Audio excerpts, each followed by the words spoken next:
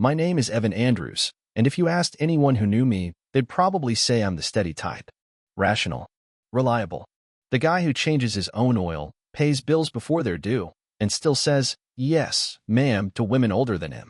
I'm 38 years old, and I've been a civil engineer for most of my adult life. Not flashy work, but real work, bridges, tunnels, water systems. Things that don't scream for attention but hold everything up just the same. Kind of like me, I guess.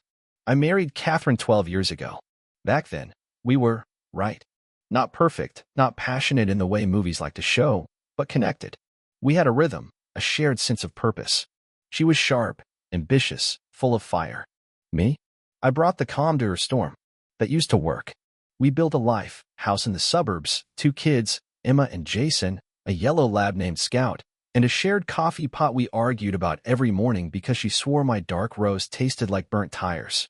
And yet, there were moments, quiet, unassuming ones, when I'd catch her looking at me like I was furniture. Not hated, just taken for granted. At first, I told myself it was the stress. Work, kids, life. We were both tired. Love doesn't always look like candlelight. Sometimes it looks like folding laundry while half-watching reruns of Frasier. But over time, the little things piled up. She started staying late at the office more often. At first, I didn't think much of it. Catherine's career in marketing had always demanded long hours. That wasn't new. But the excuses started to feel rehearsed. The client dinners were more frequent. The perfume got stronger. She used to laugh at influencers. Now she followed them. Her phone became an extra limb, always in her hand, always locked. I'd ask how her day went and get answers like, fine, or just busy. Her voice had a thin edge to it, like she was talking through a cracked window. If I asked more than twice, she'd say I was being paranoid or controlling. The more distant she got, the more polite I became. We spoke like coworkers navigating a tight project deadline. No fights, just space. Too much space. Sometimes I'd wake up in the middle of the night and glance over to find the other side of the bed cold, empty. She'd be downstairs, on her laptop or scrolling her phone. I never asked what she was doing. I didn't want to corner her. Part of me hoped this was just a phase. That if I stayed calm, held the line, she'd come back to the center. Back to me. But a man knows when the air in his house changes. When laughter doesn't echo the same. When silence stops being peaceful and starts to hum with tension. I didn't have proof. Just that quiet, crawling feeling behind my ribs, like something was shifting under the surface. Still, I said nothing. Not because I was weak, but because I knew something she didn't. Still water isn't always shallow. Sometimes it's just waiting for the right moment to rise. It was a Tuesday when I stopped believing in coincidence. I'd come home early from a site visit, nothing dramatic, just a water main review that wrapped up ahead of schedule. The house was quiet. Scout greeted me at the door with that lazy tail thump he gives when no one's expecting company. I set my briefcase down, loosened my tie, and walked into the kitchen. There were 2 wine glasses in the sink. That struck me first, not one, not empty, but 2, both half-drained, both smeared with the kind of lipstick Catherine only wore to formal events. Burgundy, the shade she used to say made her feel dangerous. And there was that smell, her perfume, mixed with something else. A cologne I didn't recognize. Musky, arrogant. I stood there for a moment, just absorbing it. Like a man standing beneath a leaking pipe, not sure if the drip is real or imagined. Then I heard it. From the upstairs hallway. Her voice, muffled, playful. You'll get us caught. Followed by a man's voice, deep and careless. He's too dense to notice. The world didn't spin. My knees didn't give out. None of that cinematic nonsense. No, I just went still. Cold. Like a switch flipped somewhere in the back of my mind and all the warmth drained out. I didn't storm up the stairs. I didn't throw open the door or shout accusations. Instead, I walked outside. Stood on the porch. Breathed. It's funny, the things you remember in moments like that. The wind chimes she'd picked out on our 10th anniversary. The crack in the driveway I'd been meaning to seal. And the sound of my own breathing, steady, measured. I wasn't panicking. I was calculating. Later that night, she came down like nothing happened. Hair wet from a shower, dressed in one of my old college sweatshirts. You're home early, she said, planting a quick kiss on my cheek. I nodded, silent. Inside, 1,000 thoughts screamed. Outside, I just smiled. I couldn't sleep. I lay in bed, watching her scroll through her phone, thumbs moving in that secret rhythm of deceit. She laughed once, quiet, like something tickled her. I watched the blue light dance across her face and felt something inside me crack. The next day, I started digging. Not recklessly. No, I'm not that kind of man. I'm deliberate. Careful. The way you approach a load-bearing beam you suspect has started to rot. You don't rip it out. You tap it, test it, measure the damage before the rebuild. I remembered her iPad was synced to the family account, something she'd forgotten. I pulled it from the drawer and tapped the screen. The first thing I saw was a message thread labeled work, but filled with things no professional conversation should contain. Photos. Inside jokes. Late-night confessions typed with affection she hadn't shown me in years. A hotel receipt came next, buried in her email. A weekend I'd been out of town with the kids. She'd told me it was a spa retreat with her coworkers. The address belonged to a boutique hotel downtown. And there, tucked in the reservation, a note, 1 king bed. Champagne on arrival. That was the moment disbelief gave way to clarity. I closed the iPad, placed it back in the drawer, and sat in the dark. Not crying, not raging, just breathing through the hurt like I was standing under cold water, waiting for the shock to wear off. 15 years. That's how long we'd been building this life. Birthdays, braces, scraped knees, late-night school projects, mortgage payments, brick by brick, together. Or so I thought. And now, it felt like I was standing in a house she'd already moved out of, one bag at a time, while I kept fixing the damn roof. I didn't confront her. Not yet. That would have given her power, made it her stage, her timing. No, I did what I do best. I observed. I took notes. I watched her lie to me with perfect ease and smiled right back. Because I knew something she didn't. The truth wasn't a weapon I had to swing. It was a table I was setting, piece by piece. And when it was done, she'd sit at it and choke on every single course. It was a Sunday afternoon when she finally said the words. Not during an argument. Not in some dramatic moment full of shouting or tears. No, Catherine was never messy like that. She picked her moment the way she picked her wine, dry, controlled, with just enough bite to sting the throat. I was in the garage, cleaning the filters on the shop vac. Jason had spilled Legos across the hallway that morning, and one of them found my heel before I found the vacuum. The sun was cutting in through the half-open door when I heard her heels on the concrete behind me. Not a greeting. Not even a hey. Just, we need to talk. I turned, brushing dust from my palms. Sure, I said, as if we were discussing groceries. She was holding a folded sheet of paper in her hand, not unlike the kind you might print out for a PTA meeting. She didn't wait for me to ask. She held it out like a waiter with the check.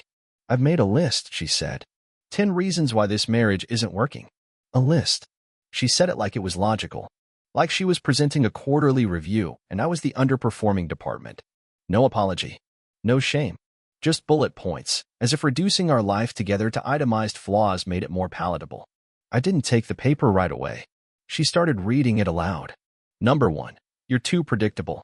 I always know what you're going to say before you say it. I nodded slowly. Okay. 2. You don't challenge me. I've grown, and you've stayed the same. I didn't flinch. Not even when she delivered it with a tilt of her chin, like she expected me to shrink under her gaze. 3. You're emotionally distant. You never let me in. That one almost made me laugh. Not because it wasn't cruel, but because of how backwards it was.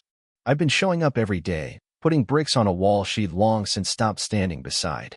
She mistook quiet strength for absence. That was her mistake, not mine. 4. You never take risks. You're too comfortable in your routines. That one was rich. I gave up a 6-figure promotion to keep our family from uprooting. I chose our kids over climbing the ladder she worshipped. But to her, that wasn't noble. It was comfortable. She kept going. 5. You're stuck in the past. You still talk about the things we used to do, but you never create anything new. 6. You make decisions without thinking about where we're going as a couple. 7. You don't understand my world anymore. You're not ambitious enough. 8. You don't support my career. 9. You're passive. You let things happen instead of making them happen. And finally, she folded the paper and tucked it under her arm like it was settled. 10. I don't love you the way a wife should love her husband. No tears. No emotion. Just the flat, clipped tone of a woman who had rehearsed each word in front of a mirror. Like she was auditioning for the role of empowered woman breaking free. Like she wanted to win the breakup before it even happened. I stood there, hands still smudged with dust and motor oil, and listened. I didn't argue. I didn't defend myself. I didn't ask who he was or how long it had been going on. She expected a reaction. A breakdown. Maybe even a last-ditch plea. She got silence. Because somewhere between reason 3 and reason 6, something shifted inside me. The grief began to cool into clarity. This wasn't about me. Not really. This was a woman writing her own escape hatch, justifying every selfish step with a carefully crafted narrative. And she thought the list would be the final word. She didn't know I already had my own list. It didn't have 10 reasons. Just one. Court. But I wasn't ready to use it yet. I just nodded and said, "Thank you for being honest." She blinked, caught off guard by how calm I was. And that silence? That unsettled her more than any fight ever could. The funny thing about lies is how fragile they are when you stop trying to believe them. 2 days after the list, I was sitting at the kitchen table, the one I refinished by hand when the kids were toddlers, staring at a used wine glass with lipstick on the rim. Catherine had gone to another team dinner. She left wearing a blazer I'd never seen and heels I hadn't noticed since before Jason was in kindergarten.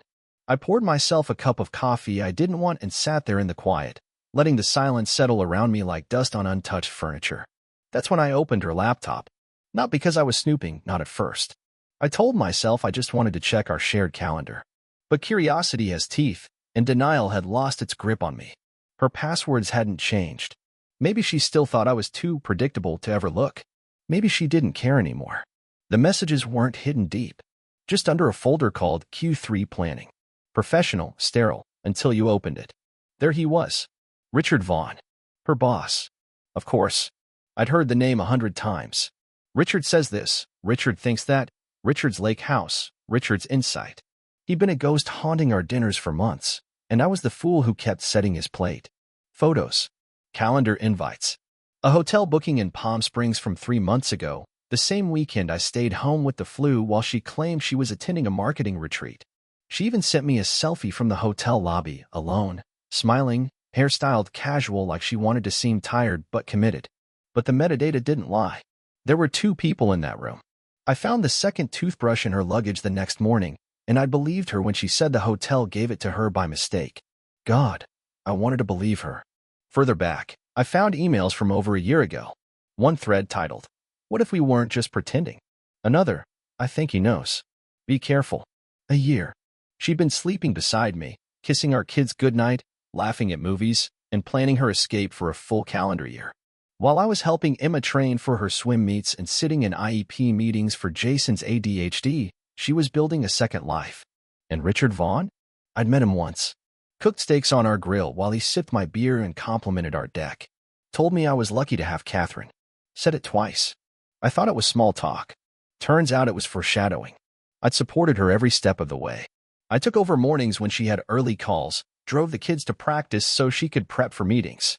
I even helped proof her presentation when she applied for the director role. I remember staying up late to fix the margins in her slide deck while she drank wine and scrolled her phone. I was making her look good while she was planning to leave me behind. That night, I sat in the dark and flipped through her calendar. I began marking every lie, every weekend conference, every late night that didn't add up. A spreadsheet took shape on my laptop, dates, places, excuses. It wasn't rage I felt. It wasn't even sadness anymore. It was precision.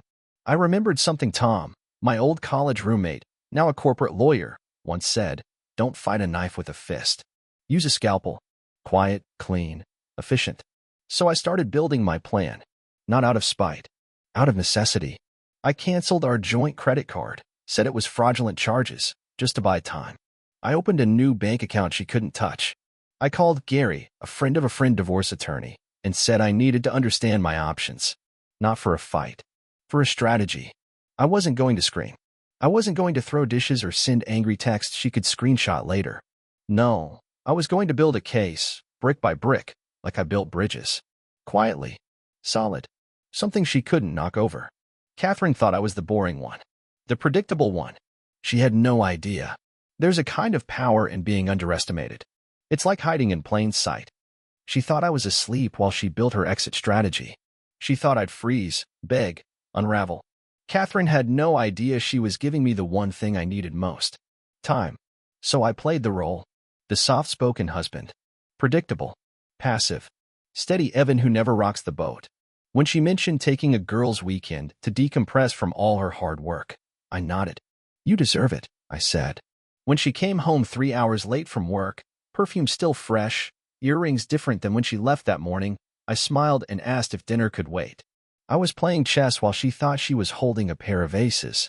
The truth was, by then I already had my own weekend plan. A quiet appointment with a man named Gary, divorced twice, face like cracked leather, voice like gravel and bourbon. A lawyer with a specialty in high-asset, high-stakes divorce. I don't want revenge, I told him across his walnut desk. I want preparation.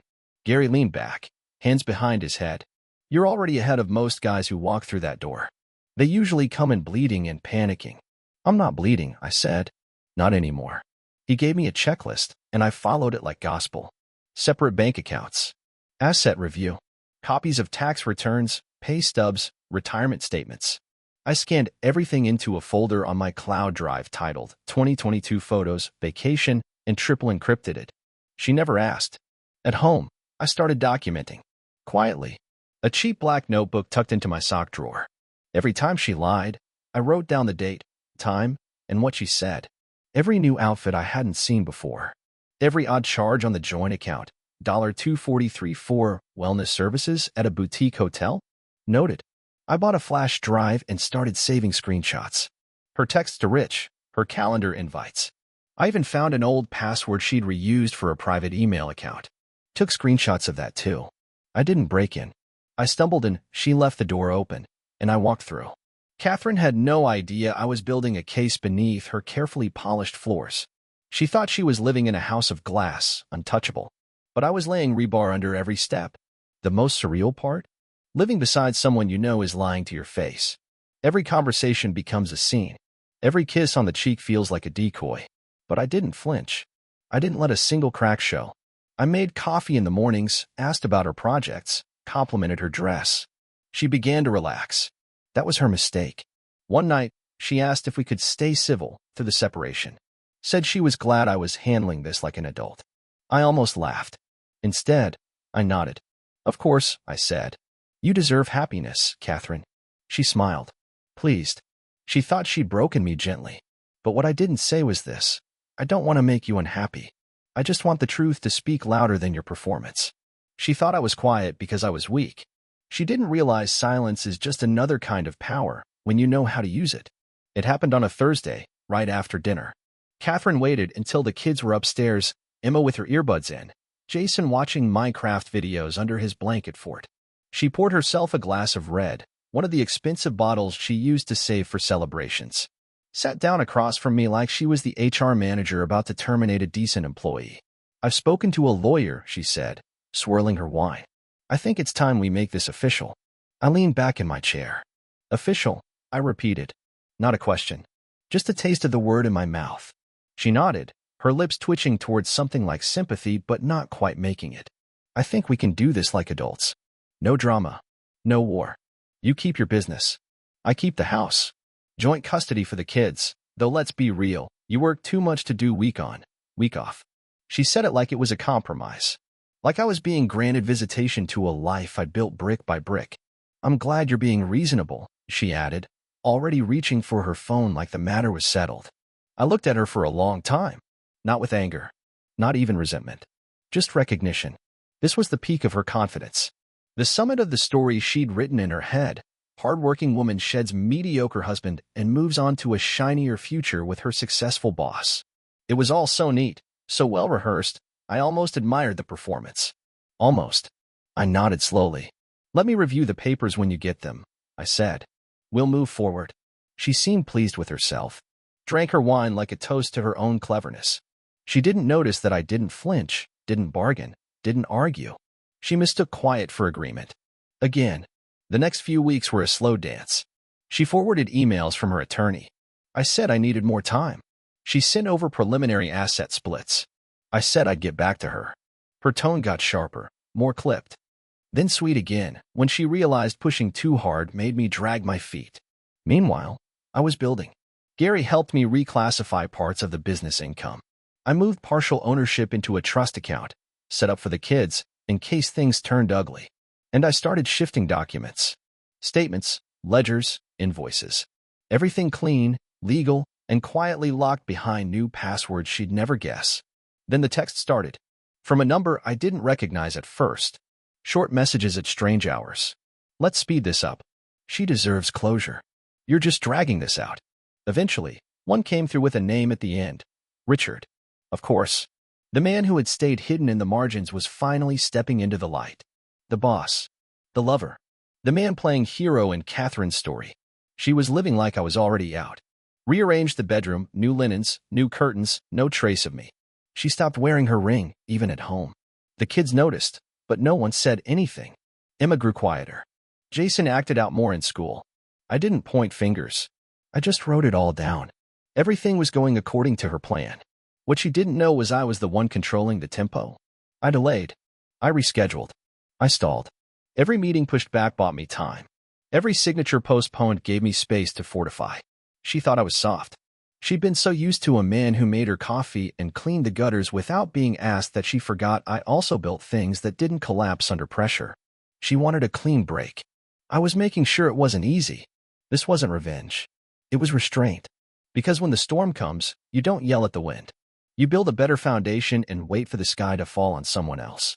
The courtroom didn't look like the ones on TV. No wood panel drama. No raised voices echoing off marble columns. Just beige walls, tired carpet, and a clock that ticked louder than it should have. Catherine sat at the table across from me, polished and poised, her lawyer whispering in her ear like a stage director. She didn't look nervous. Why would she? She came in thinking this was a formality. That the day was just a stamp on a deal she believed she'd already won. I kept my expression neutral. Calm. I wore the same navy suit I'd used for Jason's school interview. Practical, clean, no frills. I wasn't here to win points. I was here to finish what I'd started. Her lawyer opened with a confident rhythm, as if rehearsed 100 times. He painted her as the devoted mother, the ambitious professional. He called the marriage emotionally imbalanced. Said I had disengaged, used the phrase emotional unavailability like it was a curse word. When it was Gary's turn, he stood slowly, straightened his coat, looked the judge dead in the eye. Your Honor, he began, my client has chosen not to respond emotionally today. He has chosen, instead, to respond legally. Then he said the one word that turned the room cold. Court. And with that, the tone shifted. He pulled out a manila folder. Inside, call logs, calendar entries, hotel receipts, emails between Catherine and Richard Vaughn. A few photos, not salacious, but damning in their own quiet way. Her holding hands with Richard at a client retreat she told me was mandatory. Another of them leaving a hotel at 7:14 a.m. when she told me she was flying back that afternoon. Gary laid them out like surgical instruments. We have evidence of an ongoing extramarital affair, he said, his voice cool and steady, beginning approximately 14 months ago. The relationship predates the separation and continued throughout the divorce negotiations. Catherine's posture shifted for the first time. Not much, just a slight lean toward her lawyer. But I caught the edge of surprise in her eyes. Then came the finances. Gary showed how she had funneled joint money into a separate account, how she'd gifted herself items on the business card, spa treatments, boutique hotel stays, dinners that just happened to line up with Richard's travel dates. Each one logged. Each one explained. Then came the prenup. She had forgotten about the fidelity clause. Buried in Section 9, Paragraph C. Gary read it aloud. In the event of confirmed infidelity by either party, the violating party forfeits claim to joint spousal support and may not contest ownership of independently acquired premarital assets. He let the words settle like dust after a demolition. Catherine didn't speak. She didn't need to. Her face said everything. She wasn't angry. She was exposed. For the first time in years, I saw her without armor. No marketing pitch. No spin. Just the look of a woman who realized the man she dismissed as boring, predictable, forgettable, had been watching, planning, waiting. She underestimated the quiet one. She'd thought she could stage manage our separation the same way she sold clients on slogans and lifestyle branding. She forgot I build things for a living. And this? This was the most important foundation I ever laid. The judge adjourned for the day. Catherine walked past me on her way out, heels clicking like punctuation. She didn't say a word. Didn't look at me. Her lawyer carried her bag. She carried the silence. I didn't gloat. I didn't smile. I just adjusted my tie, exhaled through my nose, and nodded to Gary. Because the one word I'd given her? That was all she ever needed to hear. The final hearing lasted under an hour. After months of paperwork, tense silences, and courtroom chess, it ended not with fireworks, but with a signature. The judge read through the agreements, confirmed the submissions, and with a few dry legal phrases, closed the book on 15 years of marriage. The house? Mine. Retirement accounts? Mostly mine. The business? Entirely mine. Primary custody? Awarded to me with shared visitation. Spousal support? Waived due to infidelity. Catherine didn't cry when the ruling came down. Not at first. She sat still, hands clenched in her lap, lips tight, staring straight ahead like she was waiting for a bad signal to clear. But when the judge stood and the court emptied, something broke behind her eyes. Outside, in the corridor, she finally turned to me. Her voice shook like a wine glass on the edge of a table. You didn't have to go that far. I looked at her, really looked, and saw a woman whose entire script had fallen apart in her hands. No power heels. No performance smile. Just desperation clawing at the edge of dignity. I tried to do this civilly, she said, reaching out as if proximity might soften the damage.